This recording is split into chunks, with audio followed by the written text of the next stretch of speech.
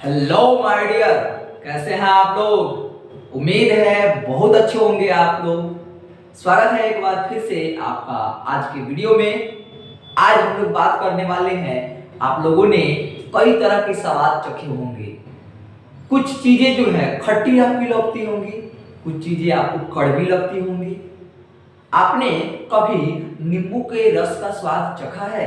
जरूर चखा होगा, वो आपको खट्टा लगा होगा। उसी प्रकार कभी आपके घर पे जो अचार बनता है उसका स्वाद चखा है? वो भी क्या लगता है? खट्टा लगता है। उसी प्रकार आपके मुंह में गलती से साबुन का कुछ अंश चला गया था, कभी भी होता होगा, नहाने के समय तो अक्सर हो जाता होगा। या कभी शैम्पू चला जाए आंख में तो आंख हम लोग का दर्द करने लगता है। ऐसा कई बार होता है कि नहीं होता है? होता है। ये सब किसके कारण होता है? आखिर इन सबको क्या कहते हैं? इस चैप्टर में हम लोग उसकी बात करेंगे। चैप्टर का नाम है अम्ल, क्षारक एवं लवण। अंग्रेजी में कहते हैं एसिड, बेस एंड साल्ट। ठीक है, तो चलिए ध्यान से देखिएगा। इस चैप्टर को एक ही वीडियो में खत्म करेंगे, 1 घंटे के अंदर खत्म करेंगे। बस ध्यान बना के रखिएगा आप लोग। चलिए शुरू करते हैं।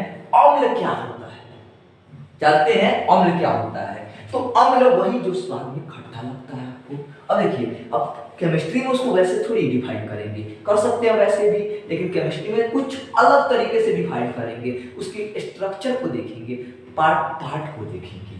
देखिएगा, सक्रिय धातु से अभिक्रिया कर अम्ल क्या करते हैं? सक्रिय धातु से अभिक्रिया कर कौन सा गैस मुक्त करते हैं? ध्यान रखिएगा, हाइड्रोजन गैस। यहाँ पे वही क्षारक का देखिएगा, तो सक्रिय धातुओं के ऑक्साइड से अभिक्रिया करके, ध्यान दीजिए, सक्रिय धातुओं के ऑक्साइड से अभिक्रिया करके लवण और जल बनाते हैं। ए सक्रिय धातुओं से अभिक्रिया करके हाइड्रोजन गैस, और ए सक्रिय धातुओं के ऑक्साइड से अभिक्रिया करके लवण और जल बनाते हैं। चलिए अगला पॉइंट देखते हैं। अम्ल क्या होते हैं? नीले लिटमस पत्र को लाल कर देते हैं। यानी अगर मान लीजिए एक नीला लिटमस पत्र लीजिए, नीला, इस पे हमने अम्ल रख दिया। अम्ल जैसे रखेंगे, उस जहां पर रखेंगे वहां का रंग जो है लाल हो जाएगा। इससे हमको पता चल जाएगा कि यह कौन सा पदार्थ था, तो अम्लीय पदार्थ था।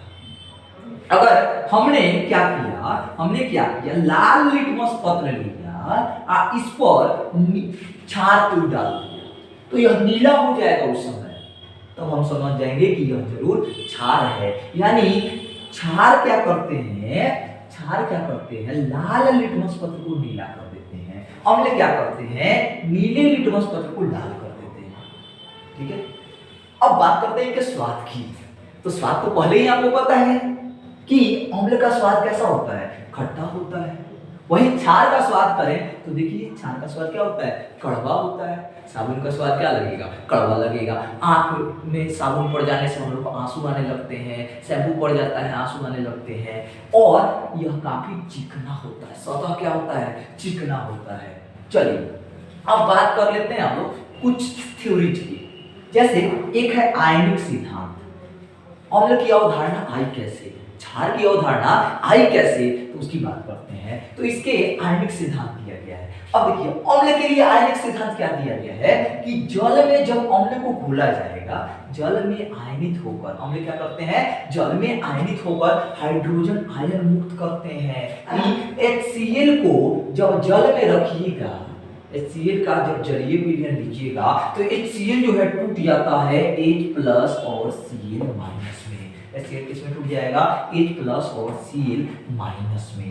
यानी यहाँ पे H+ आयन मुक्त हो रहा है कि नहीं हो रहा है? क्या कह रहा है थ्योरी? जल में आयनित होकर H+ आयन मुक्त करते हैं, यानी H+ आयन मुक्त हो रहा है। अच्छा एक बात बताओ, H+ का मतलब क्या हुआ? H+ का मतलब क्या हुआ? हाइड्रोजन में कितने इलेक्ट्रॉन होते हैं? 1 होते हैं। एक इलेक्ट्रॉन अगर निकाल दिया जाए, प्लस का मतलब एक निकाल दिया जाए, तो क्या बचेगा? केवल एक प्रोटॉन बचेगा। इसका मतलब है कि हम H+ को चाहें तो प्रोटॉन भी सिंपली लिख सकते हैं, कोई दिक्कत नहीं है, और होनी भी नहीं चाहिए, कोई दिक्कत इसमें होनी भी नहीं चाहिए। वही एक और एग्जांपल लेते हैं, H2SO4। इसको इसके जलीय विलयन को जब लीजिएगा तो क्या होगा, यह टूट जाएगा H प्लस और SO4 2 माइनस में। ध्यान दीजिएगा, इसमें टूट जाएगा H प्लस और SO4 2 माइनस में, ये 2H प्लस और SO4 2 माइनस में टूट जाएगा।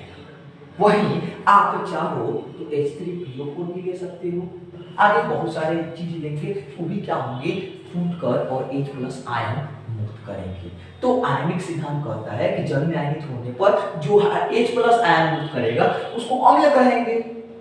अच्छा, यही आयनिक सिद्धांत क्षार के बारे में क्या कहता है, तो क्षार के बारे में कहता है कि क्षार जब जल में जाता है, आयनित होता है, तो OH माइनस आयन मुक्त करता है। ध्यान दीजिएगा, यहाँ पर H प्लस आयन जो है सामान्यतः हाइड्रोनियम आयन के रूप में रहता है। H plus ion hydronium ion के रूप में रहता है। हाइड्रोनियम आयन मतलब H3O प्लस, हाइड्रोनियम आयन मतलब H3O प्लस, इसको कहते हैं हाइड्रोनियम आयन।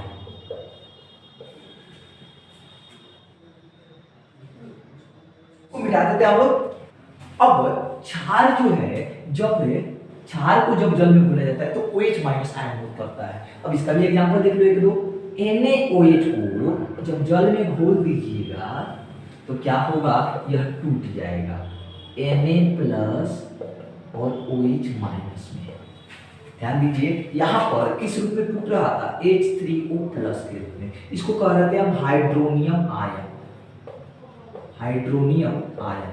देखिए, जहां पर भी ईयम लगा हो समझ जाना कि पॉजिटिव चार्ज वाला है, और जहां पे ऑक्साइड लगा हो, हाइड्रोक्साइड आइड लगा हो, OH माइनस को क्या कहते हैं, हाइड्रोक्साइड या हाइड्रोक्सिल ग्रुप, तो यहाँ पर OH माइनस मुक्त होगा। वही KOH को देखिए, ये भी जल में जब घुलिएगा तो ये भी टूट जाएगा K प्लस और OH माइनस में।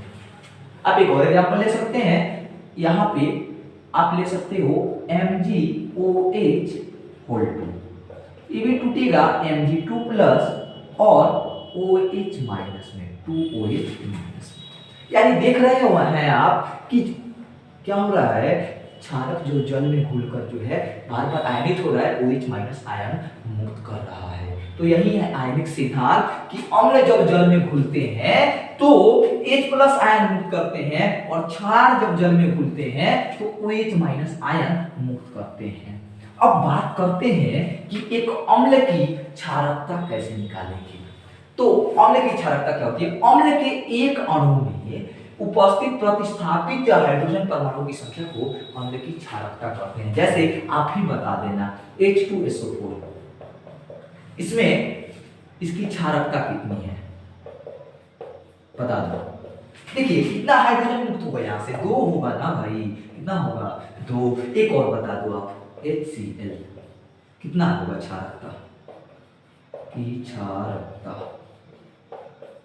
आप कहोगे कि H प्लस Cl माइनस एक ही हाइड्रोजन आयन मुक्त होगा तो एक आंसर हो जाएगा। अच्छा एक और बता दो आप, H3PO4, मान लेंगे कि आपने समझ ली बात, आप कहोगे कि यहाँ से 3 हाइड्रोजन आयन मुक्त होगा, इसका मतलब है कि क्षारकता कितनी होगी 3।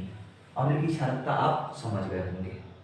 चलिए अब बात करते हैं क्षार की अम्लता की, क्षारक की अम्लता की, क्षारक की अम्लता।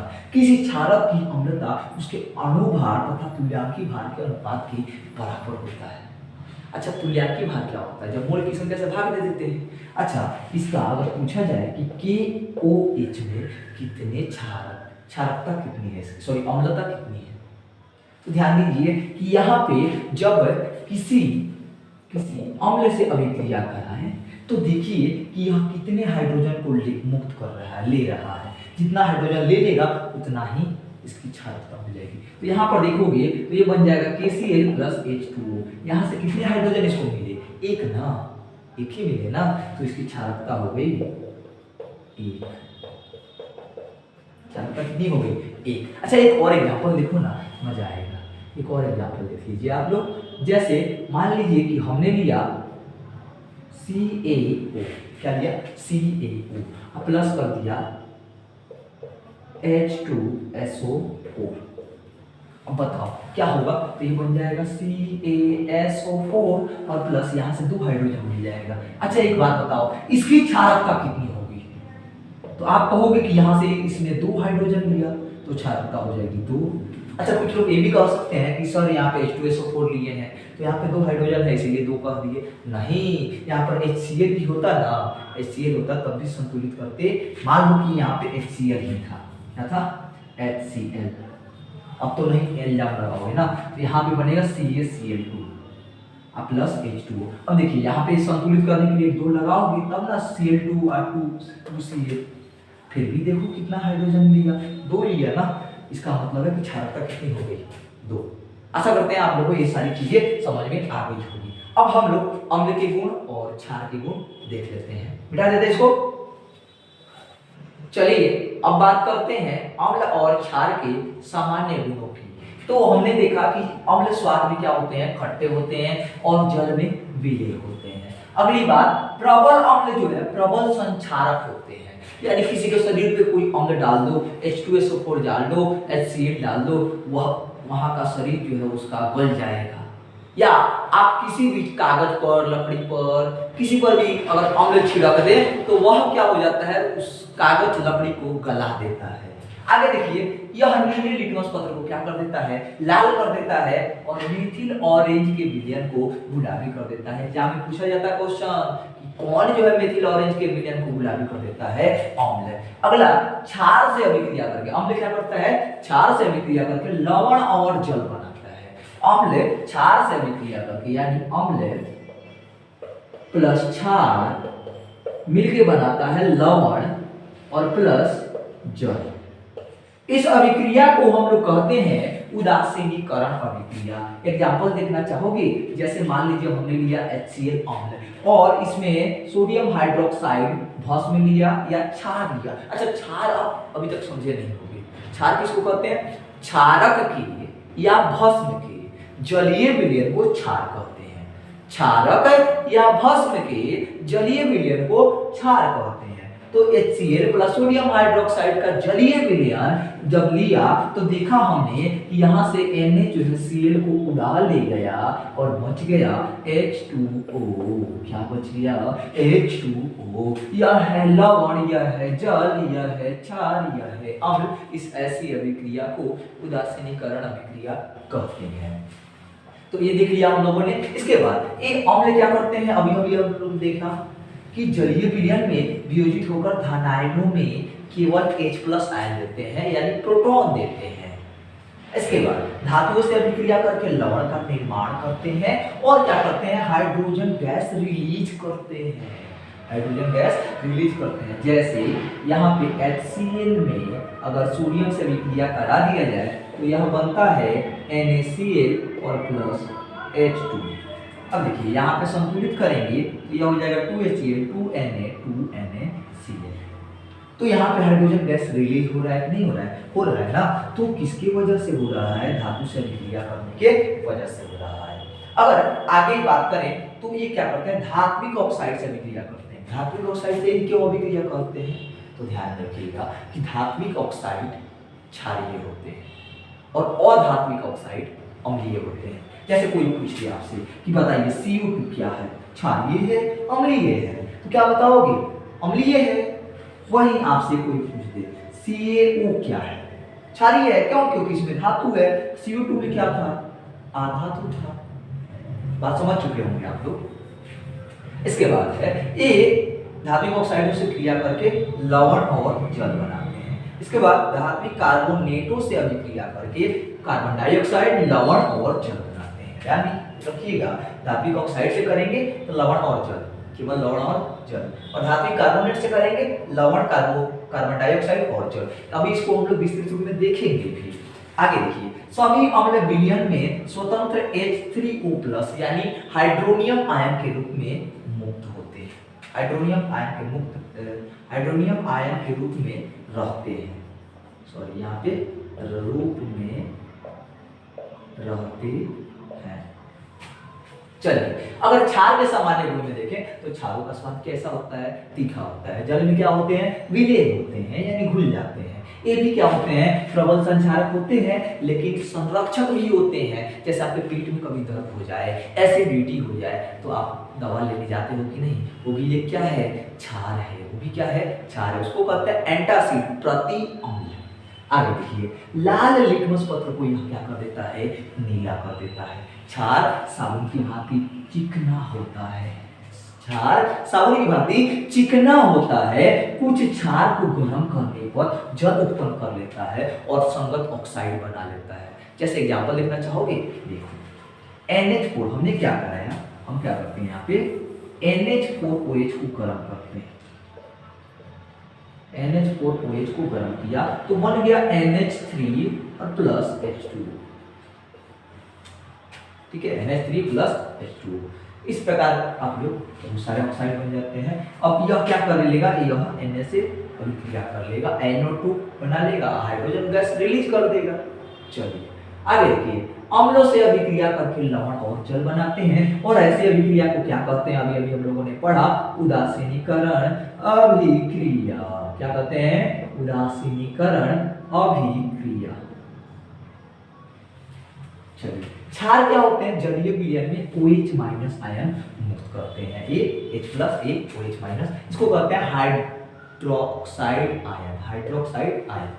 आगे देखिए, अधातुओं के ऑक्साइड, सभी अधातु के ऑक्साइड क्या होते हैं, अम्लीय होते हैं, अभिक्रिया करके लवण और जल बनाते हैं। ये भी एक उदासीनीकरण अभिक्रिया ही है। चलिए अब बात करते हैं हम लोग कि कैसे पहचानते हैं हम लोग अम्ल है कि क्षार, यानी सूचक होने चाहिए ना बताने वाले कि कौन सा अम्ल है कौन सा क्षार है। तो बात करते हैं इंडिकेटर्स की, सूचक की, मिटा देते हैं इसको। चलिए अब हम लोग बात कर लेते हैं सूचक की। सूचक क्या होते हैं, जो अम्ल या क्षार की पहचान कराते हैं। वैसे सूचक तो बहुत प्रकार के होते हैं, लेकिन हम लोग यहाँ पे खास बात करेंगे अम्ल क्षार सूचक की। किसकी बात करेंगे, अम्ल क्षार सूचक की। इसको हम लोग आयनिक सूचक भी कहते हैं या इसको हम लोग क्षार अम्ल सूचक भी कह सकते हैं, कोई दिक्कत नहीं है। तो सूचक क्या होते हैं, सूचक वे होते हैं जो अम्ल या क्षार की पहचान कराते हैं। सबसे पहले सूचक का नाम है लिटमस। लिटमस क्या होता है जी, लिटमस एक विलयन होता है, एक पाउडर होता है जिसको जल में घुलने पर वह एक विलयन हो जाता है। लिटमस विलयन का रंग कैसा होता है, बैंगनी रंग का विलयन होता है। लिटमस कैसा रंग होता है, बैंगनी रंग का विलयन होता है। लिटमस अब मिलता कहाँ से है, तो यह एक लाइकेन नामक एक पौधा है, लीचेन कहिए या लाइकेन कहिए, एक पौधा है उसी से प्राप्त होता है। कौन सा, लिटमस। और यह किस समूह का पौधा है, थैलोफाइटा समूह का पौधा है। ध्यान रखिएगा, एनसीईआरटी बुक में दिया है, इसलिए एग्जाम में बार बार पूछता है। चलिए अगला बात है कि जब भी लिटमस को अम्लीय विलयन में मिलाइएगा, लिटमस को अम्लीय विलयन में मिलाइएगा तो वह लाल कलर का हो जाएगा। लिटमस सबसे पहले किस रूप में रहता है, बैंगनी में, उदासीन रहेगा तो बैंगनी, अम्लीय विलयन मिला दोगे तो लाल, और क्षारीय विलयन मिला दोगे तो नीला। ध्यान में रखो, लिटमस सामान्य अवस्था में बैंगनी रंग का, अम्लीय विलयन मिला है लाल, क्षारीय विलयन मिला है नीला। चलिए अब बात करते हैं हम लोग लिटमस पत्र की, इसको लिटमस पेपर कहते हैं।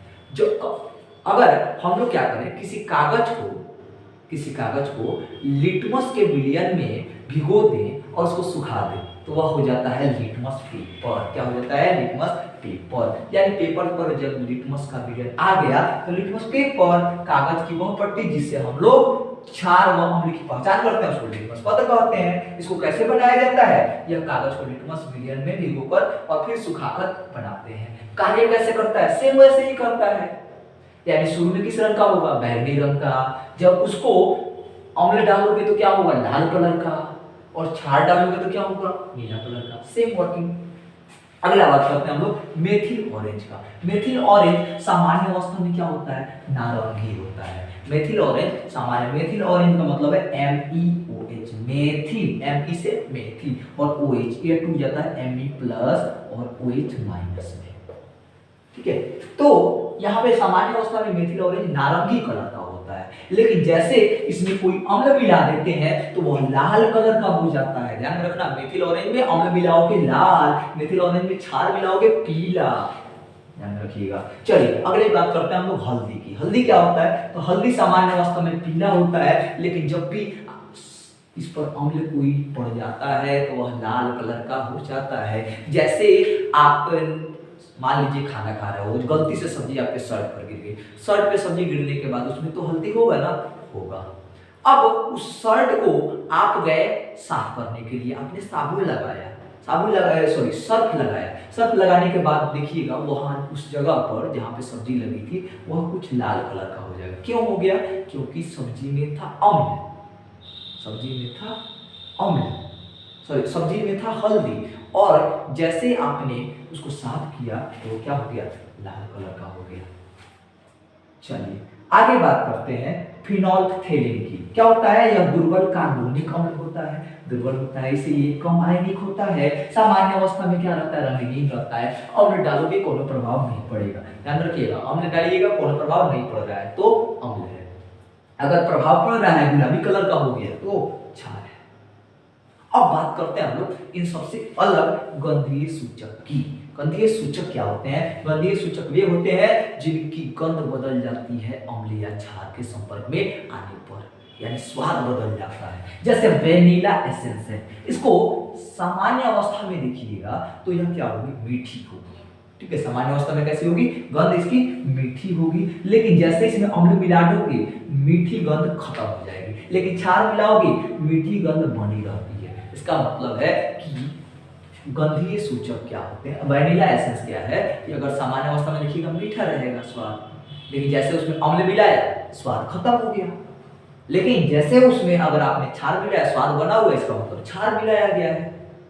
बात आप सब लोग समझ चुके हैं। अगर हम लोग इन तीनों विलयन का पीएच परिसर देखें, लिटमस का,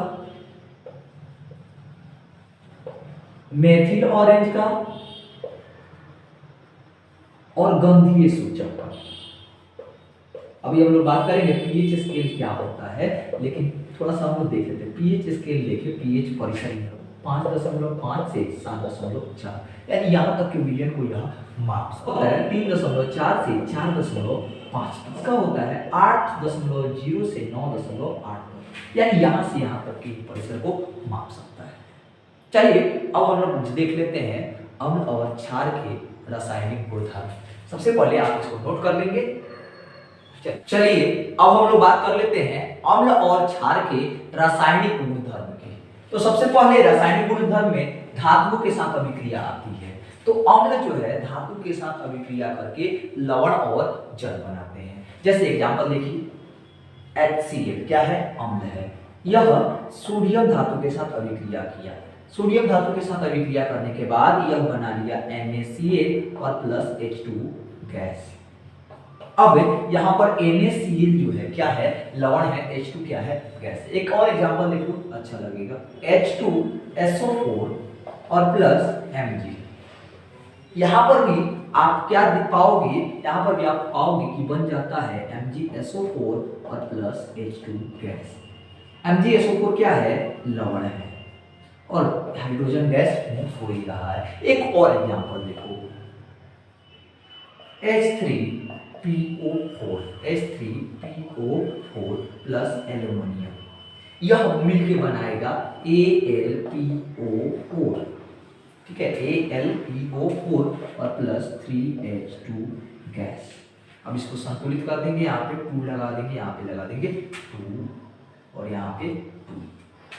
तो जब भी अम्ल धातु से अभिक्रिया करेंगे तो लवण और हाइड्रोजन गैस मुक्त करते हैं। अम्ल धातु के साथ अभिक्रिया करके लवण और हाइड्रोजन गैस मुक्त करते हैं। जैसे हम लोगों ने बहुत सारे एग्जांपल देख लिए, और भी सारे ढेर सारे आप एग्जांपल लगा सकते हैं। अगर बात करें, इसको क्या करते हैं? मिटा देते हैं। नोट कर लीजिए आप लोग।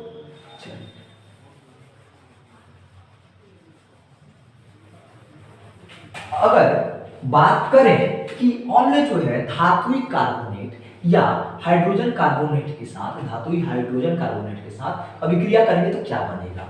तो अगर अम्ल जो है धातुई कार्बोनेट के साथ अभिक्रिया करते हैं तब भी लवण प्लस CO2 और प्लस जल बनाते हैं, और अम्ल यदि धातुई हाइड्रोजन कार्बोनेट के साथ अभिक्रिया करते हैं तब भी लवण प्लस CO2 प्लस जल बनाते हैं। जैसे आप एग्जांपल देखो, Na2CO3, या क्या है, कार्बोनेट है। किस धातु का कार्बोनेट है, सोडियम का। इससे हम लोगों ने क्या कराया, अम्ल, कोई अम्ल ले लीजिए, HCl अम्ल ले लिया, हमने इससे अभिक्रिया कराया, तो बनेगा हमारा क्या होगा, यह हो जाएगा NaCl plus CO2, NaCl plus CO2 और प्लस H2। अब आप इसको संतुलित करोगे कैसे, तो यहाँ पे लगाओगे 2 और यहाँ पर 2 लगाओगे, तो यहाँ पे सोडियम मेटल 2 है तो यहाँ पर भी 2 लगेगा, अब यहाँ पर 2 लगेगा। अब संतुलित हो चुका है,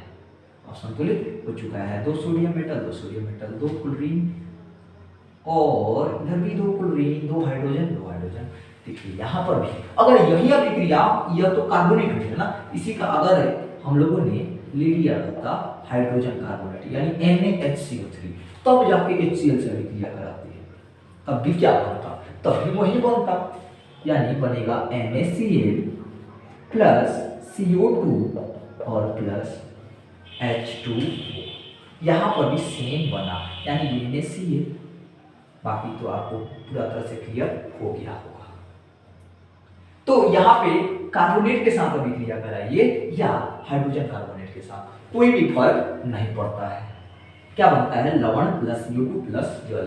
बहुत ध्यान रखने की बात है, ये हमेशा ये दोनों अभिक्रियाएं किसके साथ करा रहे हैं, अम्ल के साथ करा रहे हैं, क्षार के साथ नहीं करा रहे हैं। ये दोनों अभिक्रियाएं अम्ल के साथ करा रहे हैं, क्षार के साथ नहीं करा रहे हैं। अगर अगली बात देख लेते हैं कि अगर अम्ल और क्षार आपस में टकरा जाए तो क्या हो जाए। यदि अम्ल और क्षार आपस में अभिक्रिया कर लें तो क्या हो जाएगा, तब लवण और जल बनता है। एग्जाम्पल देखना चाहोगे, और इस बनने की क्रिया को कौन सी अभिक्रिया होती है, इसमें उदासीनीकरण अभिक्रिया। जैसे इसको सबसे पहले हम मिटा देते हैं, नोट कर लीजिएगा। चलिए,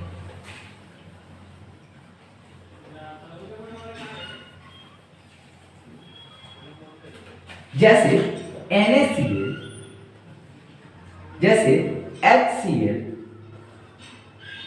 जैसे HCl प्लस NaOH, बहुत ही फेमस एग्जांपल है, आप तो जानते ही हैं। ये क्या है, अम्ल है, और ये क्या है, क्षार है। जब इसका अभिक्रिया कराया गया तो पाया गया NaCl प्लस H2O बनता है। NaCl यानी कि सोडियम क्लोराइड क्या है, लवण है।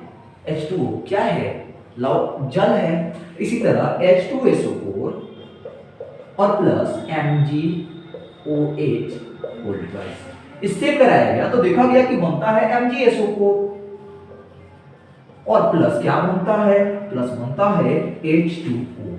अगर आपने इसको संतुलित कर दिया तो यहाँ पे लगा देंगे 2, तो 2H2। अब भी क्या है, अब भी लवण बन रहा है, जल बन रहा है। कहने का सीधा सा मतलब ये है कि कभी भी अम्ल और क्षार अभिक्रिया करके लवण और जल ही बनाते हैं, और यह अभिक्रिया क्या कहलाती है, उदासीनीकरण अभिक्रिया कहलाती है। चलिए अब हम लोग देखते हैं ऑक्साइड के साथ अभिक्रिया। मिटा देते हैं इसको, नोट कर लीजिएगा। ऑक्साइड के साथ अभिक्रिया, तो सबसे पहली बात, इसमें अम्ल भी ऑक्साइड के साथ अभिक्रिया करते हैं और क्षार भी। अगर इस अम्ल जो है ऑक्साइड के साथ अभिक्रिया करता है, अम्ल जो है हमेशा धातुई ऑक्साइड के साथ अभिक्रिया करता है। किसके साथ, धातुई ऑक्साइड के साथ, और लवण और जल बनाता है। अच्छा, एक बात इससे क्लियर हो रहा है कि अम्ल तो क्षार के साथ अभिक्रिया करके लवण और जल बनाता है, लेकिन यहाँ पे धातुई ऑक्साइड के साथ अभिक्रिया करके लवण और जल बना रहा है। इसका मतलब है कि धातुई ऑक्साइड क्या हुए, क्षार हुए। धातुई ऑक्साइड कैसे हुए, क्षारीय हुए। अच्छा, क्षारक जो है और धातुई ऑक्साइड के साथ अभिक्रिया करके लवण और जल बनाता है। अब ये एग्जांपल देंगे इसका, तो इसका मतलब है कि और धातुई ऑक्साइड क्या हुए, और धातुई ऑक्साइड क्या हुए, यह हो गए आपके अम्लीय। एग्जांपल देखिए, धातुई ऑक्साइड, अम्ल कोई ले लो HCl, और यहां पर कोई ऑक्साइड ले लीजिए, धातुई ऑक्साइड MgO ले लेते हैं, या Na2O ले लेते हैं। हमने जब अभिक्रिया कराया तो क्या पाया, बन जाता है 2NaCl प्लस H2O। 2NaCl क्यों लिखा? यहाँ पे 2 सोडियम है, यहाँ पे भी 2 होगा, यहाँ पे 2 लगा दो। यहाँ पे यह अम्ल है, यह ऑक्साइड है। कैसा ऑक्साइड है? धात्विक ऑक्साइड है और बन रहा है लवण। लवण बन रहा है, इसका मतलब है कि धात्विक ऑक्साइड यानी यह जो है क्या है? क्षारीय है। अम्ल प्लस क्षार, लवण प्लस जल, यानी धात्विक ऑक्साइड क्षारीय होता है। अच्छा, एक और एग्जांपल देखो इसका, और धात्विक ऑक्साइड का देख लेते हैं। अब हम लोग किसका देख लेते हैं? और धात्विक ऑक्साइड का, जैसे सोडियम हाइड्रोक्साइड, ठीक है। और इस पर हम लोग मान लीजिए हमने कार्बन डाइऑक्साइड से अभिक्रिया कराया। कार्बन क्या है? और धातु है, ऑक्साइड है, कार्बन डाइऑक्साइड से अभिक्रिया करेगा तो यह बना लेता है Na2CO3 और प्लस H2। हमने पाया यह भी लवण है, यह भी जल है। अब इसको हम लोग संतुलित करना है, तो कैसे करेंगे? ऐसे कर देंगे, बिल्कुल सिंपल। अब हमने देखा कि 3N2NOH और 3CO2 Na2CO3 प्लस H2, यानी अम्ल जो है धातुई ऑक्साइड के साथ अभिक्रिया करके लवण और जल बनाएगा, और क्षार जो है और धातुई ऑक्साइड के साथ अभिक्रिया करके लवण और जल बनाता है। आशा करते हैं आप लोगों को अम्ल और क्षार का रासायनिक गुणधर्म बिल्कुल समझ में आ गया होगा। अब हम लोग बात करते हैं कि पीएच स्केल क्या होता है। पीएच स्केल क्या होता है? आखिर हम लोग अम्ल और क्षार की शक्ति को मापते किसमें है? बात कर लेते हैं उसकी, मिटा देते हैं इसको। सबसे पहले नोट कर लीजिए आप लोग। चलिए अब हम लोग समझ लेते हैं कि अम्ल और क्षारक की प्रबलता कैसे मापते हैं, कि अम्ल कोई कितना प्रबल है और क्षारक कोई कितना प्रबल है। इस बात को हम लोग कैसे जानते हैं? तो इसका मापक क्या कहलाता है? पीएच स्केल कहलाता है। यह जो आप स्केल देख रहे हैं यह एक प्रकार का पीएच स्केल है। पीएच माने क्या होता है? पीएच में का जो पी वर्ड है वो पोटेंज वर्ड से आया है। पोटेंज का मतलब होता है, पोटेंज जो एक जर्मन वर्ड है जिसका मीन्स मतलब होता है पावर। पावर मीन्स शक्ति, पावर मीन्स शक्ति, और H मीन्स हाइड्रोजन, यानी H प्लस आयन की सांद्रता, H प्लस आयन की प्रबलता जो मापे उसी को कहते हैं pH scale. H plus ion की प्रबलता जो मापे उसी को कहते हैं पीएच स्केल। पीएच स्केल में देखिएगा तो इसमें 0 से 14 तक की संख्याएं होती है। कहां से कहां तक? 0 से 14 तक की संख्याएं होती है। देख रहे हैं आप लोग, 0 1 2 3 4 5 6 7 8 14 तक की संख्याएं होती है। अब देखिएगा तो 0 से 14 तक जैसे जैसे संख्या बढ़ती जाती है, यानी जैसे जैसे इधर आप जाओगे हाइड्रोजन आयन की सांद्रता में वृद्धि होगी, और इधर आओगे तो हाइड्रोजन आयन की सांद्रता में कमी होगी। इधर जाओगे तो हाइड्रोजन आयन की सांद्रता में वृद्धि, इधर आओगे तो हाइड्रोजन आयन की सांद्रता में कमी होती है। अच्छा, इसमें 7 पर विलयन जो है बिल्कुल उदासीन रहता है। 7 पर विलयन जो है बिल्कुल उदासीन रहता है। इसके इधर जाइएगा क्षारीयता बढ़ती है, इसके इधर जाइएगा क्षारीयता बढ़ती है, और इस उदासीन के इस साइड आइएगा अम्लीयता बढ़ती है। ध्यान में रखिएगा, इधर आइएगा अम्लीयता बढ़ती है और इधर जाइएगा क्षारीयता बढ़ती है। इधर जाओगे क्षारीयता, इधर आओगे अम्लीयता। बीच में क्या होता है? बीच में उदासीन होता है। जैसे आप कुछ एग्जांपल ले लो, जठर रस। जठर रस का जो पीएच मान वैल्यू होता है वो 0 से 1 के बीच में होता है, या 1 होता है, ठीक है। नींबू रस का 1 से 2 के बीच में होता है। तो ये दोनों जो है काफी ज्यादा प्रबल अम्ल है। दोनों क्या है? काफी ज्यादा प्रबल अम्ल है। वहीं आप जल देख लीजिए, जल क्या होता है? उदासीन होता है। वहीं आप मिल्क ऑफ मैग्नीशिया देख लीजिए, MgOH होल्ड, वह क्या होता है? क्षारीय होता है। और वहीं आप सोडियम हाइड्रोक्साइड देख लीजिए, ये प्रबल क्षार है। अब देखिए, हाइड्रोजन आयन की सांद्रता के आधार पे आप किसी को भी प्रबल क्षार, दुर्बल क्षार कह सकते हो। अम्ल को 2 भागों में बांट सकते हो, प्रबल अम्ल, दुर्बल अम्ल। क्षार को 2 भागों में बांट सकते हो, प्रबल क्षार, दुर्बल क्षार। अब देखिए, इसको मिटा देते हैं। इधर प्रबल अम्ल की बात करें, प्रबल अम्ल की, तो प्रबल अम्ल में कौन कौन आते हैं? तो इसमें आ जाएंगे आपके HCl और H2SO4, HNO3, ये सभी क्या है? प्रबल अम्ल है। दुर्बल अम्ल की बात करोगे, दुर्बल अम्ल, तो इसमें आ जाएगा CH3COOH, C2H5 COOH, ये सभी क्या है, दुर्बल अम्ल है। इसके अलावा H3PO4 ये भी क्या है, दुर्बल अम्ल है। अच्छा, जो ज्यादा आयनित हो जाएगा, जो जल में घुलने के बाद ज्यादा आयन हाइड्रोजन आयन देता है, उसको प्रबल अम्ल कहते हैं। जो जल में घुलने के बाद कम हाइड्रोजन आयन देता है, उसको दुर्बल अम्ल कहते हैं। अच्छा, उसी तरह प्रबल क्षार होता होगा और दुर्बल क्षार होता होगा। प्रबल क्षार यानी कि NaOH आ जाएगा, सबसे फेमस एग्जांपल MgOH2 आ जाएगा। और दुर्बल क्षार यानी कि दुर्बल क्षार AlOH3 ले सकते हैं। अच्छा, इसमें KOH भी लिख सकते हैं और भी बहुत सारे एग्जांपल ले सकते हैं। अच्छा, प्रबल क्षार किसको कहेंगे, जो जल में घुलने के बाद ज्यादा से ज्यादा मात्रा में OH- आयन दे। और दुर्बल क्षार जो कम मात्रा में OH- आयन दे, यानी जो क्षार पूरी तरह से जल में टूट जाते हैं उसको प्रबल क्षार, जो नहीं टूट पाते हैं उसको दुर्बल क्षार। जो अम्ल पूरी तरह से जल में टूट जाते हैं उसको प्रबल अम्ल, और जो नहीं टूट पाते हैं उसको दुर्बल अम्ल कहते हैं। आशा करते हैं आप लोग ये बात समझ चुके हैं। अब हम लोग देख लेते हैं कि आखिर हम लोग पीएच वैल्यू निकालते कैसे हैं। मिटा देते इसको, सबसे पहले नोट कर लीजिएगा आप लोग। अब बात करते हैं हम लोग कि आखिर हम लोग पीएच वैल्यू निकालते कैसे हैं। अभी हम लोगों ने देखा पीएच क्या होता है, पीएच स्केल क्या होता है। अब हम लोग देखते हैं कि पीएच वैल्यू निकालते कैसे हैं। पीएच वैल्यू को सबसे पहले मापा किससे जाता है, पीएच स्केल से मापा जाता है। हमने आपको बताया है कि पीएच स्केल में 0 से 14 तक की संख्याएं होती है। यहाँ से कहाँ तक, 0 से 14 तक की संख्याएं होती है। और जैसे जैसे इधर हम लोग बढ़ते हैं स्केल के इस साइड, वैसे वैसे हाइड्रोजन आयन की सांद्रता भी बढ़ती है।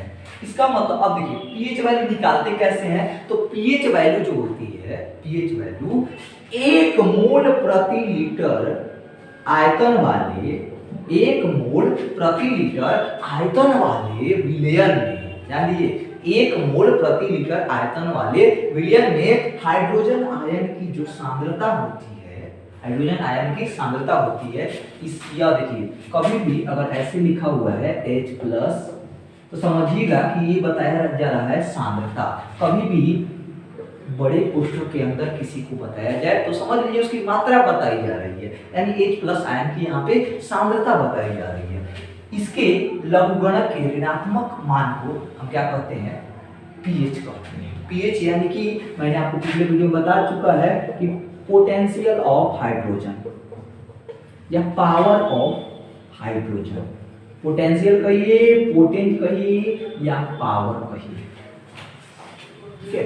तो वही है पीएच का मतलब है हाइड्रोजन आयनों के मोल प्रति लीटर आयतन में H+ आयन की सांद्रता के ऋणात्मक लघुगणक को हम लोग क्या कहते हैं, पीएच मान कहते हैं, पीएच मान कहते हैं।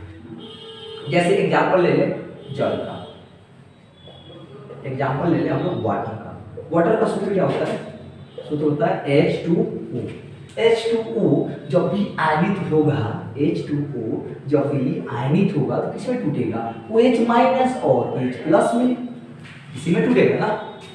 अगर आप यहाँ पे OH- और H+ आयन के सांद्रता का गुणनफल देखें, यानी OH- और गुना H+ आयन की, अच्छा देखिए 1 मोल ए भी है, 1 मोल ए भी है, यानी दोनों की मात्रा क्या होगी, जब होगी तो समान होगी। अगर इन दोनों आयनों की सांद्रता का गुणनफल देखिएगा तो आपको प्राप्त होगा 1 × 10⁻⁻14 मोल प्रति लीटर। अच्छा, ये तो समझ में आ गया कि जल का इतना होता है। अब मान लीजिए हमको जल का पीएच वैल्यू निकालना हो, क्या निकालना हो, जल का पीएच वैल्यू निकालना हो, तो कैसे निकालेंगे, तो जल का पीएच वैल्यू कैसे निकालते हैं जी, जल का पीएच वैल्यू निकालते हैं क्या, इसका सबसे पहले लोगारिथम करेंगे। अच्छा, सबसे पहले तो हाइड्रोजन आयन की सांद्रता निकालते हैं, -log H+। अच्छा, एक बात बताइए, यहाँ पे OH- जितना है उतना ही H+ होगा। ये 1 × 10⁻⁻14 है, तो हाइड्रोजन आयन की सांद्रता कितनी होगी जी, हाइड्रोजन आयन की सांद्रता होगी 1 × 10⁻⁻7। अगर 1 × 10⁻⁻7 होगा तो इसको हम लोग लिख सकते हैं log 1/H+। लिख सकते हैं कि नहीं लिख सकते? लिख सकते हैं। यानी इसको लिख सकते हैं log 1/10⁻⁷। अच्छा, ऐसे भी लिख सकते हैं। यानी इसको हम लोग लिख सकते हैं log 10⁷। और जब भी log के फंक्शन में पावर n आ जाए तो पावर को आगे लेके आ जाते हैं। 7 log 10 बेस 10 कितना होगा? log, कभी भी लॉगरिथम की बात की जाए और बेस a हो और वैल्यू a हो तब इसका वैल्यू 1 होता है। देखिए यहाँ पर भी 10, यहाँ पर भी 10, कितना वैल्यू होगा? 1 होगा। इसका मान कितना हो गया? 7। यानी जल का pH वैल्यू कितना निकल के आ गया? 7। जैसे आपको पता है कि 2 का पावर 2 होता है 4, 2 का पावर 3 होता है 8। तो इसको हम लोग क्या करते हैं? इसको हम लोग कहते हैं बेस, इसको कहते हैं पावर, इसको कहते हैं value. Base power value, base power value. तो इसको अगर हमको लिखना होगा तो लिखेंगे, सबसे पहले लिखते हैं बेस। बेस कितना है? 2 है। वैल्यू कितना है? 4 है। तो इसका पावर कितना आएगा? 2। यानी इसको सबसे पहले, उसके ऊपर इसको, और इधर वैल्यू लिखते हैं 2। उसी प्रकार यहाँ पे लिखा था 10⁷। तो हमने कैसे निकाला? यहाँ से हमने निकाला, इस बेस को अलग कर दिया, पावर को आगे ला दिया। ठीक है, चलिए इस पे एक क्वेश्चन आपसे बनवाते हैं। अच्छा, हाइड्रोजन आयन की सांद्रता निकालने का सबसे आसान तरीका क्या है? ऑब्जेक्टिव में पूछते तो जितना उसका pH वैल्यू दिया होगा उतना पावर में लगा देना माइनस में, वही हो जाएगी हाइड्रोजन आयन की सांद्रता। चलिए एक क्वेश्चन देख लेते हैं, इसमें बताते हैं सबसे पहले नीचे वाला। तो यहाँ पर देखिएगा, तो यहाँ पे हाइड्रोजन आयन की सांद्रता दी है। कितना दिया है? 1 × 10⁻⁹। 1 × 10⁻⁹ मोल प्रति लीटर हाइड्रोजन की सांद्रता दी है।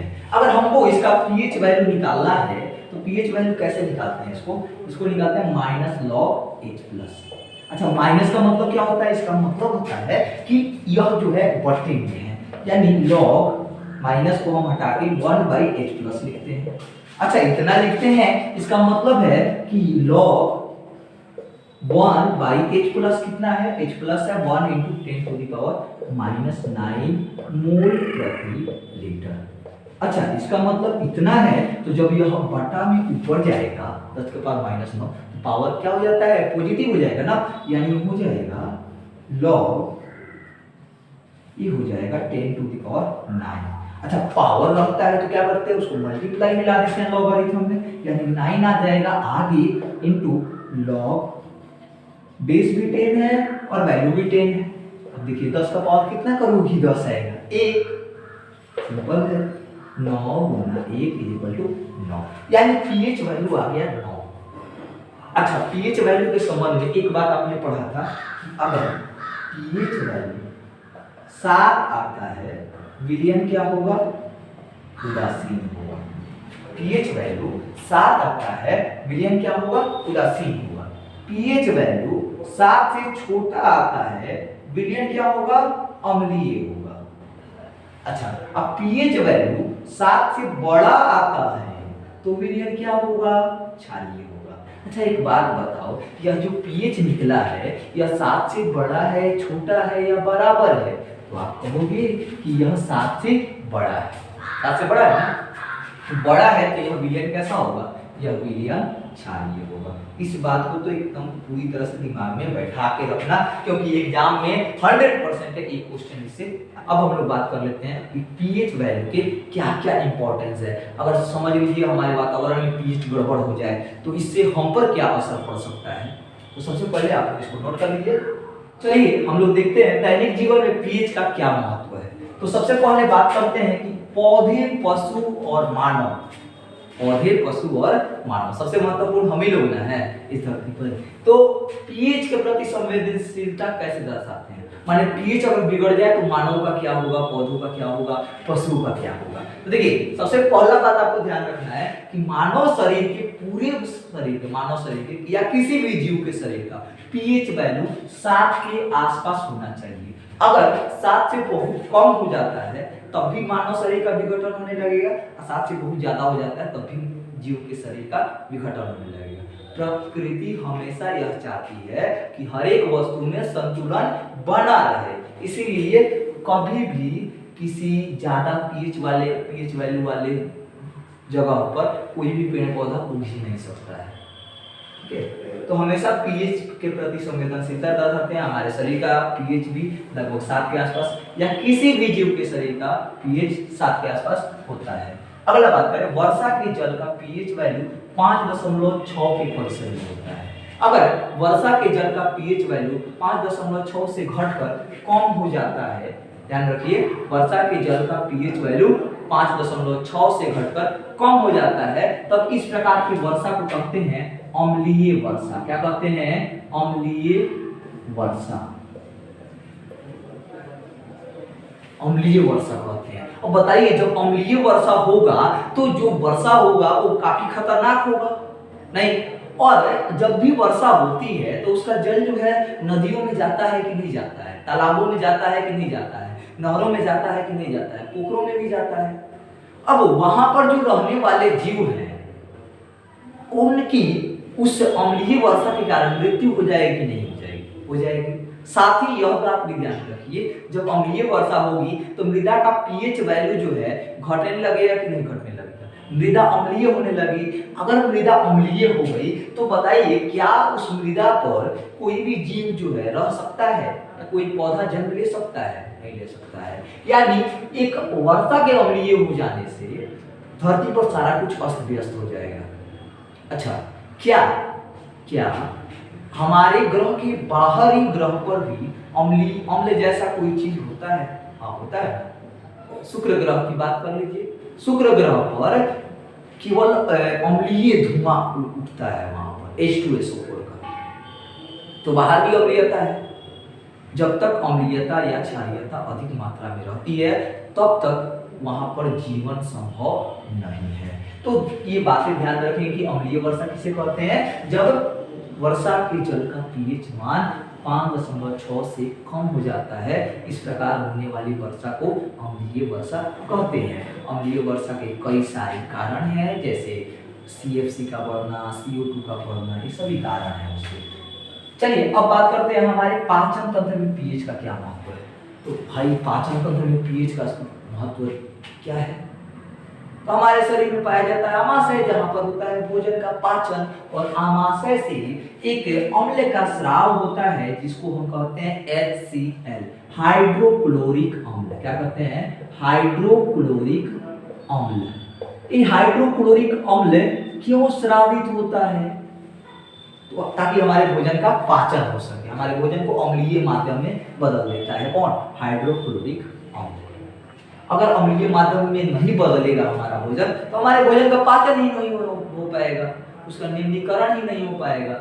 तो इसीलिए हाइड्रोक्लोरिक अम्ल की जरूरत होती है। अच्छा, हमारे शरीर, हमारे पेट में कभी कभी दर्द होने लगता है तो आप क्या करते हो? दुकान पे जाते हो, एंटासिड खरीदते हो, या जिसको हिंदी में कहते हैं प्रतिअम्ल। एग्जाम में पूछा भी जाता है कि पेट में दर्द उत्पन्न होने पर किसका व्यवहार किया जाता है? प्रतिअम्ल का। अंग्रेजी में कहते हैं एंटासिड।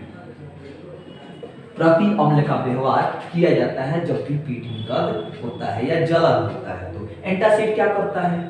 तो एंटासिड जो है होता है क्षारीय। प्रति अम्ल क्या होता है? क्षारीय होता है। और जब क्षारीय होता है तो हम क्या करते हैं? देखिए, हमारे पेट में दर्द क्यों उत्पन्न हुआ? अम्लीयता के कारण। HCl का ज्यादा स्राव हो गया होगा। अच्छा, HCl का ज्यादा स्राव कब होगा? जब आप ज्यादा देर तक भूखे रहोगे तब HCl का ज्यादा स्राव होता है। उस समय हम क्या करते हैं? एंटासिड का प्रयोग करते हैं प्रति अम्ल, जो कि क्या होता है? क्षारीय होता है। क्षार अम्ल के साथ अभिक्रिया करके क्या बनाता है? लवण और जल बनाता है। फिर से हमारा शरीर, हमारा आमाशय जो है पूरा सील हो जाता है और जलन या दर्द क्या हो जाता है? खत्म हो जाता है। तो इस तरह हमारे शरीर में जो है, हमारे पेट में HCl अम्ल का स्राव तो महत्वपूर्ण है ही, साथ ही साथ इसके अधिक मात्रा में स्राव होने के बाद क्षारीय का भी महत्व है। अगर पीएच वैल्यू ज्यादा बढ़ जाए तो फिर दिक्कत हो सकता है। तीसरा है पीएच परिवर्तन के कारण दंत क्षय। हाँ, ये भी सवाल महत्वपूर्ण है। अब पीएच परिवर्तन होता क्यों है दांतों में? देखिए, जब भी हम लोग कोई मीठा चीज खाते हैं तब क्या होता है कि हमारे दांतों में उस मीठा के कुछ कण जो है फंस जाते हैं। ठीक है, अब उस कण से जो है जन्म लेते हैं बैक्टीरिया। कौन जन्म लेते हैं? बैक्टीरिया। अब बैक्टीरिया क्या करते हैं? हमारे दांतों पर जो है अम्ल का स्राव करते हैं। अब वो अम्ल क्या करता है? हमारे दांतों की अम्लीयता को बढ़ा देता है। वो अम्ल क्या करता है? हमारे दांतों की अम्लीयता को बढ़ा देता है। हमारे दांत का जो ऊपर वाला भाग है ना, उसको कहते हैं हम लोग इनेमेल। क्या कहते हैं? इनेमेल कहते हैं। इसको हिंदी में कहते हैं दंत बल्ब। यह बना होता है सोडियम फॉस्फेट का, सॉरी कैल्शियम फॉस्फेट का, CaPO4, कैल्शियम फॉस्फेट का बना होता है। तो यह कैल्शियम फॉस्फेट का बना होता है। कैल्शियम फॉस्फेट जो है एक तरह का लवण होता है। और यह जब अम्लीय हो जाएगा तो धीरे धीरे इसका क्या होने लगेगा? क्षय होने लगेगा। इसीलिए जब कैल्शियम फॉस्फेट का क्षय होने लगेगा फिर दांत जो हमारे सड़ने लगेंगे, क्योंकि जब उसका सुरक्षा, दांत का सुरक्षा कवच ही नहीं रहेगा तो फिर हमारा दांत सड़ेगा नहीं जी, सड़ जाएगा ना। अच्छा, दंत बल्ब जो है जल में घुलनशील नहीं होता, इसीलिए हमारे मुंह में कितना भी लार आ जाए हमारे दांत खराब नहीं होंगे। लेकिन जैसे ही दंत बल्ब हट जाएगा, इनामिल हट जाएगा, हमारे दांतों का सड़न बढ़ जाएगा। तो मुंह का पीएच मान 5.6 से कम नहीं होना चाहिए। इतना अगर है तो ठीक है, 5.6 से कम हो जाएगा तो हमारे दांत सड़ने लगेंगे। अगला बात है मृदा में पीएच का महत्व। हमेशा आप देखते होंगे कि जिस मृदा का पीएच वैल्यू कम या ज्यादा होता है 7 से, वहां पे पौधे नहीं होते हैं। यानी जो वह मृदा अगर अम्लीय हो जाए, क्षारीय हो जाए तो वहां पे पौधों का उगना असंभव होता है। तो मृदा का पीएच वैल्यू 7 होना चाहिए, या किसी भी जीव के शरीर का पीएच वैल्यू 7 होना चाहिए। अच्छा, पशुओं एवं पौधों द्वारा उत्पन्न रसायनों से आत्मरक्षण, इसका आप एग्जाम्पल ले सकते हैं। जैसे आपने चैप्टर के शुरू में भी देखा कि अगर कोई मधुमक्खी हमारे शरीर पे डंक मार देती है तो हम तुरंत जो है मार्केट जाते हैं, मार्केट से बेकिंग सोडा लेते हैं और उस स्थान पे लगाते हैं। अब ऐसा क्या हुआ उस मधुमक्खी के डंक मारने से जिससे हमें बेकिंग सोडा लेना पड़ा? सबसे पहले बेकिंग सोडा का प्रकृति समझिए, तो वह होता है क्षारीय। इसका मतलब है कि मधुमक्खी ने जरूर डंक के माध्यम से हमारे शरीर में अम्ल छोड़ा होगा। ठीक है, क्या छोड़ा होगा? अम्ल छोड़ा होगा, मेथनोइक अम्ल छोड़ा होगा।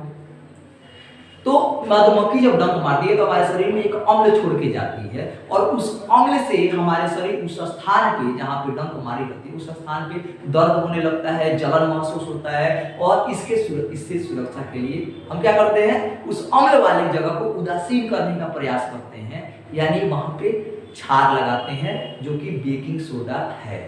बेकिंग सोडा क्या है? एक क्षार है। बेकिंग पाउडर लगाते हैं जिससे हमारा वहां का ठीक हो जाता है। अच्छा, पौधों में भी देखना है तो एक पौधा है नेटल का पौधा। कौन सा है? नेटल का पौधा। नेटल के पौधे पर छोटे छोटे कांटे होते हैं। गलती से भी अगर आप किसी रास्ते से गुजर रहे हो, बगल में नेटल का पौधा लगा हुआ है और आपके शरीर से स्पर्श हो गया उसका, तो क्या होता है? वहां पर जो है आपको जलन महसूस होने लगेगा, दर्द होने लगेगा। तो उस समय आप क्या कीजिएगा? उस समय तो आप कहीं से दवा भी नहीं ले सकते हैं, दवा तो जाना पड़ेगा ना मार्केट, तब ना लेंगे। उस समय वहीं पर नेटल के पौधे के आसपास उस समय हमें क्या करना चाहिए? वहीं पे एक और पौधा खोजना चाहिए, डॉग का पौधा। नेटल के पौधों के आसपास देखिए प्रकृति का कितना अच्छा सुंदर खेल है कि नेटल का पौधा जहाँ घाव होते हैं वहां पर इलाज भी जरूर होता है। तो नेटल के पौधे के पास एक छोटा सा पौधा पाया जाता है, वहीं के बगल में डॉग का पौधा कहते हैं। उसकी पत्तियां जब हम लोग लगाते हैं तो क्या होता है? वह दर्द खत्म हो जाता है। जब भी हमें दर्द महसूस हो, जब भी हमें जलन महसूस हो, समझ लीजिएगा हमारे शरीर पर अम्ल का प्रभाव बढ़ गया है। अगर आपको उस अम्ल के प्रभाव को हटाना है तो आपको उस पर क्षार लगाना पड़ेगा। तो इस डॉग के पौधा से जो है निकलता है क्षार। ठीक है, क्या निकलता है? क्षार, जिससे हमारा शरीर पुनः ठीक हो जाता है। तो ये थे पीएच वैल्यू के महत्व। अगर पीएच वैल्यू घट या बढ़ जाए तो मानव जीवन जो इस धरती पर असंभव हो जाएगा। शुक्र पर जीवन क्यों संभव नहीं है? क्योंकि वहां पर अम्लों का प्रभाव ज्यादा है। चलिए अब बात कर लेते हैं हम लोग कुछ प्रमुख अम्लों, प्राकृतिक अम्लों की और कुछ विलयनों के पीएच मान। सबसे पहला, कुछ प्राकृतिक स्रोत जिसमें प्राकृतिक अम्ल पाया जाता है। वैसे अम्ल जो प्रकृति से प्राप्त होते हैं उसे प्राकृतिक अम्ल कहते हैं। जैसे कि सिरका में कौन सा अम्ल पाया जाता है? एसिटिक अम्ल। एग्जाम में एक ना एक क्वेश्चन आता है इससे ध्यान रखिएगा। तो इन्हीं में से आएगा, इसके अलावा बाहर से कहीं से भी नहीं आएगा। सिरका में कौन सा? एसिटिक अम्ल। संतरा में सिट्रिक अम्ल। सिरका एसिटिक, संतरा सिट्रिक। इसके बाद इमली में टार्टरिक अम्ल। इमली में टार्टरिक अम्ल, टमाटर में ऑक्जेलिक अम्ल, दही में लैक्टिक अम्ल, नींबू में सिट्रिक अम्ल और चींटी और नेटल के डंक में मेथनोइक अम्ल। इतनी चीजें आपको ध्यान में रखनी है। नींबू में और संतरा, नींबू या संतरा में सिट्रिक अम्ल होता है, सिरका में एसिटिक अम्ल होता है, दही में लैक्टिक अम्ल होता है और टमाटर में ऑक्जेलिक अम्ल, नेटल के डंक, मधुमक्खी के डंक, मेथनोइक अम्ल। ये सब ध्यान में रखना है। इसके अलावा आपको कुछ पीएच वैल्यू याद रखने हैं, जैसे सांद्र HCl 0, तनु HCl 1.0, उसी प्रकार तनु NaOH 13.0, नहीं सांद्र NaOH 14.0। अच्छा भाई देखो यहाँ पे 14.0 13.0, इन दोनों को जोड़ोगे तो कितना आएगा? 14। सांद्र से जोड़ेंगे, तनु को तनु से, NaOH HCl। अगर हम लोग सही में रिएक्शन कराते हैं NaOH प्लस HCl, सांद्र को सांद्र से कराएंगे तो ये भी क्या हो जाएगा? 14 हो जाएगा। यानी फिर से लवण जो बनेगा उसका जो कितना होगा? 7 होगा दोनों का, नहीं?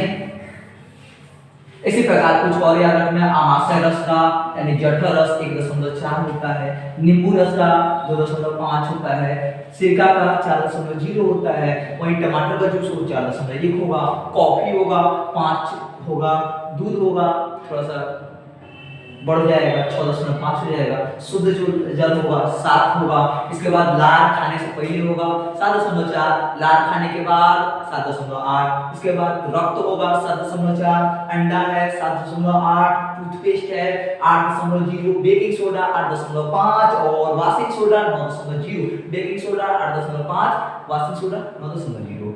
MgOH2 है मिल्क ऑफ मैग्नीशिया, इसको कहा जाता है मिल्क ऑफ मैग्नीशिया कहा जाता है। क्या कहा जाता है? मिल्क ऑफ मैग्नीशिया कहा जाता है।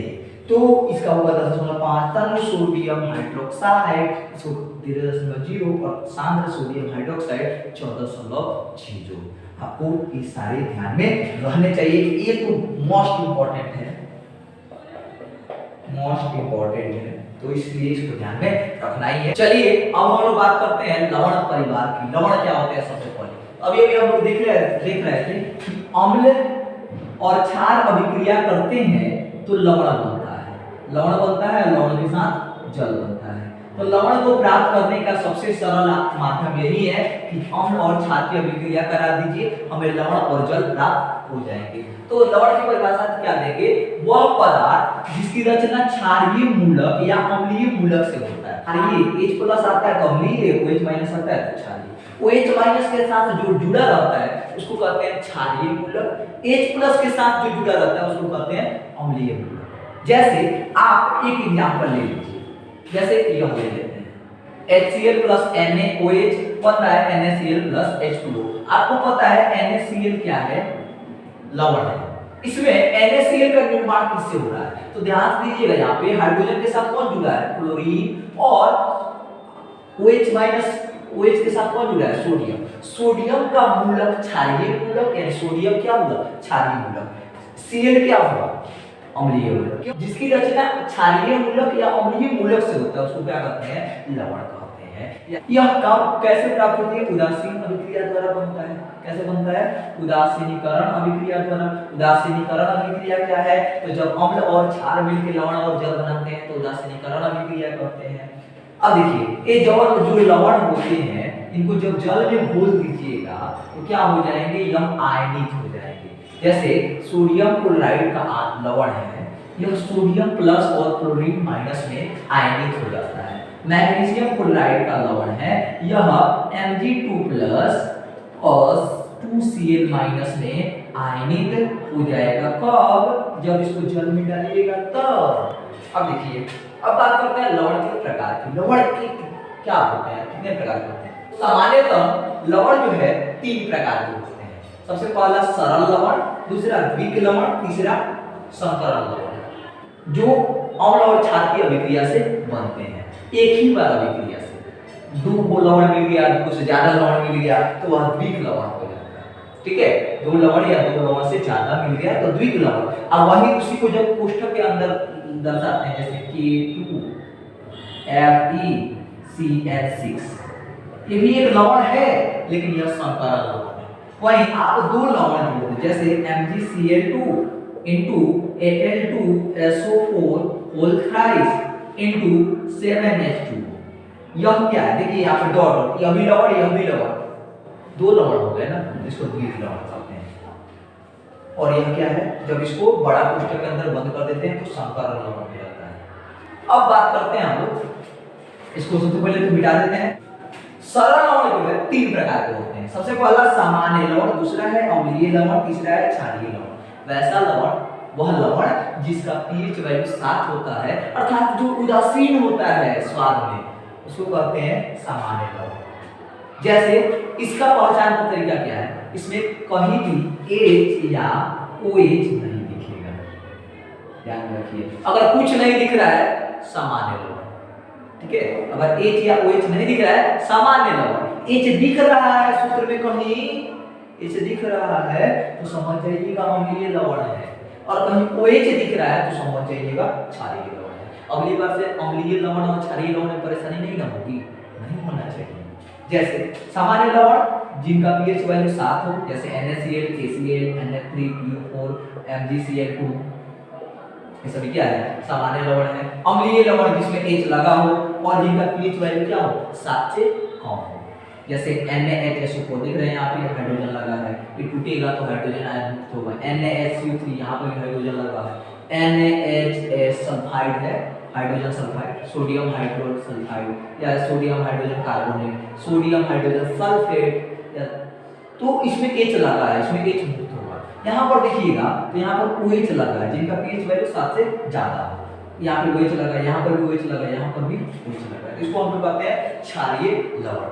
बात आप लोग समझ चुके हैं लवण क्या होते हैं, लवण कितने प्रकार के होते हैं, सामान्य लवण क्या होते हैं। सामान्य लवण को भी हम लोग 3 कैटेगरी में बांट सकते हैं। सामान्य लवण जिनका पीएच वैल्यू 7 हो जैसे NaCl, KCl, Na3PO4, MgCl। अम्लीय लवण जिनका पीएच वैल्यू 7 से कम हो जैसे NaHSO4, NaSCO3, NaHS।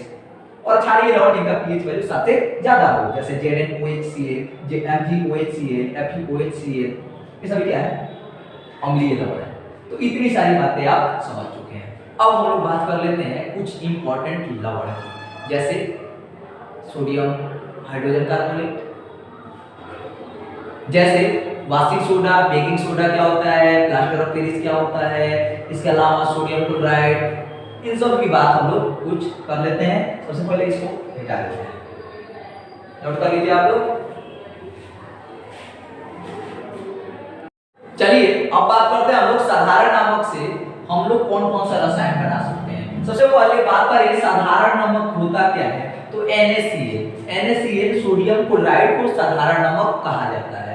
आखिर सोडियम क्लोराइड बनता कैसे है, तो आपको पता है कि जब भी HCl और प्लस NaOH यानी कि हाइड्रोक्लोरिक अम्ल और सोडियम हाइड्रोक्साइड अभिक्रिया करके सोडियम क्लोराइड और जल बनता है। ध्यान रखिएगा सोडियम क्लोराइड कैसे बनता है, तो HCl प्लस NaOH से बनता है। दूसरा बात आपसे क्वेश्चन पूछा जा सकता है कि ये तो हो गया कृत्रिम रूप से बना रहा है ना, ये कृत्रिम रूप से बना रहा है, लेकिन प्राकृतिक रूप से भी क्या प्राप्त होता है क्या? हाँ, प्राप्त होता है समुद्री लवण के रूप में। समुद्री जल को क्या किया जाता है, वाष्पन प्रक्रिया द्वारा सुखाया जाता है, सुखाने के बाद हमें सोडियम क्लोराइड प्राप्त होता है। क्या आपको पता है कि आपकी जो लवण यूज करते हैं, नमक यूज करते हैं, वो भी सोडियम क्लोराइड होता है, बस उसको आयोडीन युक्त बनाकर तब आप तक पहुंचाया जाता है, नहीं तब आप तक पहुंचाया जाता है। तो साधारण नमक का सूत्र होता है NaCl जो कि हाइड्रोजन क्लोराइड और सोडियम हाइड्रोक्साइड के मिलने से बनता है। यह समुद्री लवणों से भी प्राप्त किया जा सकता है, यह भूमि के क्रस्ट से भी प्राप्त होता है। चलिए अब बात करते हैं सोडियम हाइड्रोक्साइड। सोडियम हाइड्रोक्साइड कैसे बनाया जाता है, तो सोडियम हाइड्रोक्साइड क्लोर छाप प्रक्रिया द्वारा बनाया जाता है। सबसे पहले तो आपको एक बात समझ लेना चाहिए, सोडियम हाइड्रोक्साइड का सूत्र क्या होता है, NaOH। क्या होता है, NaOH। अब देखिए क्लोर छाप प्रक्रिया क्या होती है। तो वैसी प्रक्रिया, वैसी अभिक्रिया जिसमें क्लोरीन और हाइड्रोजन दोनों मुक्त होते हैं उसको कहते हैं क्लोर क्षार प्रक्रिया। जैसे एग्जांपल देखिए, यह बनाया जाता है सोडियम क्लोराइड के जल में डालकर गर्म करने से बनता है। सोडियम क्लोराइड का विलय प्लस जल, ये दोनों जब अभिक्रिया करते हैं तो बनाते हैं sodium hydroxide plus chlorine gas और प्लस हाइड्रोजन गैस। जब भी इसमें विद्युत धारा प्रवाहित कराई जाएगी तभी यह अभिक्रिया संपन्न होगी। बिना विद्युत के प्रक्रिया नहीं हो सकती है। अगर विद्युत धारा प्रवाहित कराओगे तो कोई ना कोई एनोड होगा, कोई ना कोई कैथोड होगा। तो क्लोरीन कहाँ मुक्त होगा? एनोड पर। हाइड्रोजन कहाँ मुक्त होगा? कैथोड पर। फिर से मैं याद दिला रहा हूँ कि यहाँ पर 3 उत्पाद बनते हैं। कितने उत्पाद? 3। एक है सोडियम हाइड्रोक्साइड, दूसरा है क्लोरीन गैस और तीसरा है हाइड्रोजन गैस। सोडियम हाइड्रोक्साइड का उपयोग यहाँ पे लिखा हुआ है, सब लिखा हुआ है। क्लोरीन का उपयोग, हाइड्रोजन का भी उपयोग देखेंगे हम लोग। तो क्लोरीन कहाँ उत्पन्न होता है? एनोड पर। हाइड्रोजन कहाँ उत्पन्न होता है? कैथोड पर। क्लोर क्षार प्रक्रिया में क्लोरीन एनोड पर, हाइड्रोजन कैथोड पर मुक्त होता है। अब बात कर लेते हैं इसके उपयोग की। तो इसका उपयोग कहाँ किया जाता है? साबुन बनाने में। दूसरा कागज और रेशम उद्योग में किया जाता है। तीसरा शराब बनाने में यानी एल्कोहल और फिनॉल के निर्माण में किया जाता है। चौथा धातुओं के शोधन में किया जाता है। नहीं,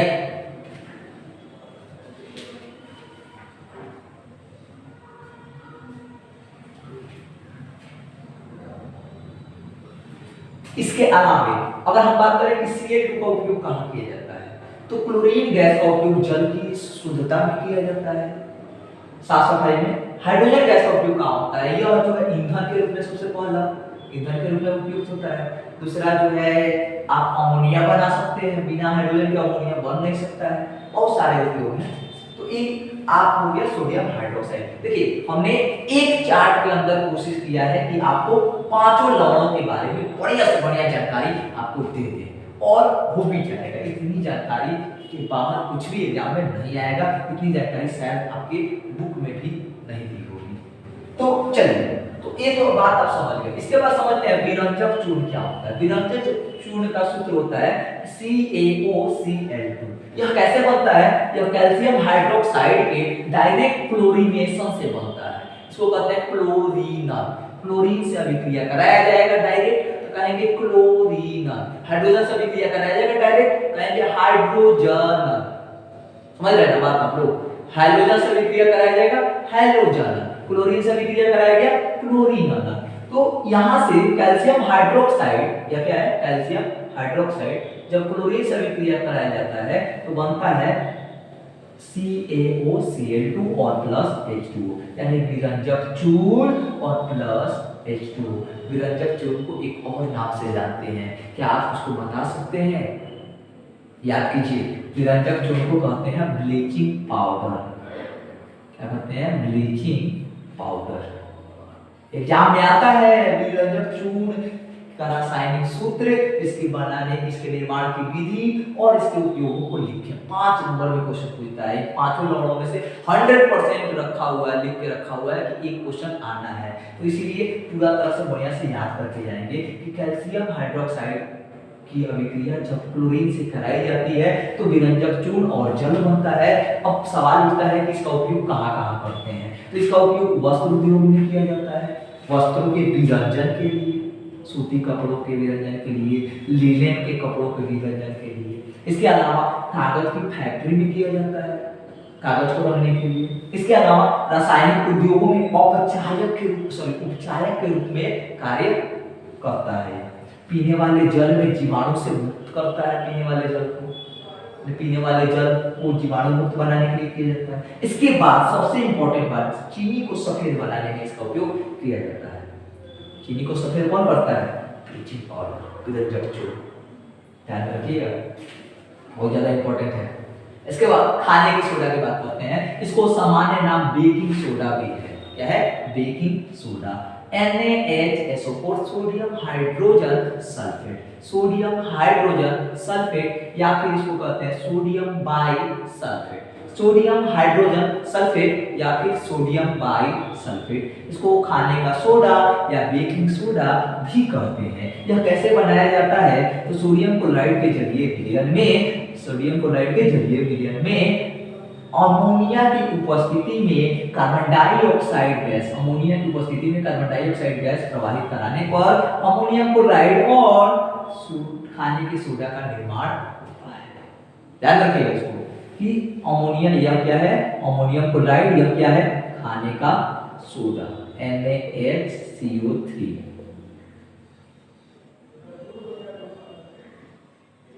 सॉरी सोडियम NaHCO3 होगा ना, सोडियम हाइड्रोजन कार्बोनेट NaHCO3 होगा, तो सोडियम हाइड्रोजन कार्बोनेट बनता है। इसके अलावा इसके उपयोग की बात करें तो इसका उपयोग भोजन को शीघ्रता से पकाने में किया जाता है। नहीं, इसके अलावा आप पकौड़े खाते होंगे, उसमें किया जाता है, रसोई घर में, रसोई घरों में किया जाता है पकौड़े बनाने में या कोई भी फूली हुई चीज बनाने में। इसके बाद बेकिंग पाउडर बनाने में इसका उपयोग किया जाता है। इसके अलावा एंटासिड के रूप में संघटक का काम करता है। एंटासिड क्या होता है, प्रति अम्ल, अभी अभी मैंने आपको बताया। इसके बाद दूध में मिलाने पर दूध जो है जल्दी नहीं फटता है, देरी से फटता है, और सोडा अम्ल से अग्निशामक बनाने में भी किया जाता है। देखिए, जब भी सोडियम हाइड्रोजन कार्बोनेट को, sodium hydrogen sodium bicarbonate NaHCO3 को गर्म करते हैं तो क्या होता है, यह H2O plus CO2 plus sodium अलग हो जाता है। तो यह क्या करता है, कार्बन डाइऑक्साइड यह फुला देता है भोजन को, तो यह जब भी गर्म करते हैं तो ऐसा बन जाता है। और आप सामान्यतः देखने को आपको मिलेगा कि यह Na2CO3 के रूप में टूट जाएगा। तो अगली बात कर लेते हैं धोने की सोडा की, जिसका सूत्र होता है Na2CO3 × 10H2O। तो जब भी बेकिंग सोडा को गर्म करेंगे, जब भी बेकिंग सोडा को गर्म करते हैं तो यह H2O प्लस Na2CO3 में टूट जाता है, H2O प्लस Na2CO3 में टूट जाता है, और जब टूट जाता है तो टूटने से बनता है Na2CO3। तो हमने गर्म किया, गर्म करके फिर से क्या किया, जल के अणु कुछ इसमें संयोजित कर दिए। ध्यान रखिएगा, इसको कहते हैं योगज अभिक्रिया। तो इसमें Na2CO3 × 10H2O किस रूप में संयोजित हुए हैं, अभिक्रिया नहीं हुआ है, यहाँ पे अभिक्रिया नहीं हुआ है, संयोजित हुए हैं Na2CO3 × 10H2O। आपके एग्जाम में भी पूछा जाता है निम्नलिखित में से कौन सा सूत्र सही है। 7H2O दे देता है, 5H2O दे देता है, आप लोग तो गलत मार दीजिएगा ना, ध्यान रखिएगा 10H2O ही होगा। अगला बात करें इसका उपयोग कहाँ किया जाता है। इसका उपयोग कांच, साबुन और कागज उद्योग में किया जाता है। इसका उपयोग जो है बोरेक्स के निर्माण में किया जाता है। इसका उपयोग घरों में साफ सफाई करने के लिए किया जाता है, और इसका उपयोग पेट्रोलियम के शोधन में, जल की अस्थायी कठोरता को हटाने में और धातुओं के शोधन में भी किया जाता है। चलिए अब बात करते हैं प्लास्टर ऑफ पेरिस की। प्लास्टर ऑफ पेरिस का सूत्र क्या होता है, CaSO4 × 12H2O, यानी calcium sulphate hemi hydrate. Calcium sulphate hemi means आधा, हाइड्रेट मींस जल। तो इसको क्या किया जाता है, जिप्सम को जब गर्म किया जाता है तो क्या हो जाता है, जिप्सम क्या होता है, CaSO4 × 2H2O, CaSO4 × 2H2O, ये जिप्सम है। जब इसको गर्म करेंगे CaSO4 × 12H2O और प्लस 3/2H2O में कन्वर्ट हो जाएगा। अगर आप फिर से क्या करें कि प्लास्टर ऑफ पेरिस में जल से अभिक्रिया करा दीजिएगा तो फिर से जिप्सम बन जाएगा। जिप्सम तो जानते ही होंगे ना, सीमेंट के जैसा होता है, वो भी कड़ा जो होता है। अब बात करते हैं कि आखिर हम लोग प्लास्टर ऑफ पेरिस का उपयोग यानी POP का उपयोग करते कहाँ है। इसका उपयोग करते हैं हम लोग मूर्ति बनाने में, खिलौने बनाने में, और शल्य चिकित्सा में भी। हैंड पट्टी जो बनता है हाथों टूट जाने पर या पैर टूट जाने पर, वो भी क्या होता है, प्लास्टर ऑफ पेरिस होता है। इससे तो जान पहचान है ना, होगा। इसके बाद सांचे बनाने में या मॉडल बनाने में जितनी सारी मूर्तियां बनती होंगी, हर एक साल सरस्वती पूजा आता है, अभी भी आने वाला है 26 जनवरी को, नहीं उसमें भी जो मूर्ति बनता है उसमें भी प्लास्टर ऑफ पेरिस का यूज किया जाता है। आपका या किसी और का हाथ टूटा होगा, आपने देखा हो पट्टी बनता है, उसमें भी प्लास्टर ऑफ पेरिस रहता है। तो ये सब प्लास्टर ऑफ पेरिस। देखिए, उम्मीद है आपको ये वीडियो पसंद आया होगा और आपको इस चैप्टर भी पूरा तरह से क्लियर हो गया होगा। देखिए, ये वीडियो बनाने में 1 घंटे के अंदर पूरा चैप्टर कंप्लीट करना काफी मुश्किल होता है, इसलिए आप अपने दोस्तों के पास भी इसे शेयर कीजिए ताकि वो भी इसका लाभ उठा सके। मिलेंगे फिर अगले चैप्टर के साथ, अगले वीडियो में, अगले एनर्जी और उत्साह के साथ। तब तक के लिए रहने देंगे। बस इतना ही। बहुत बहुत धन्यवाद।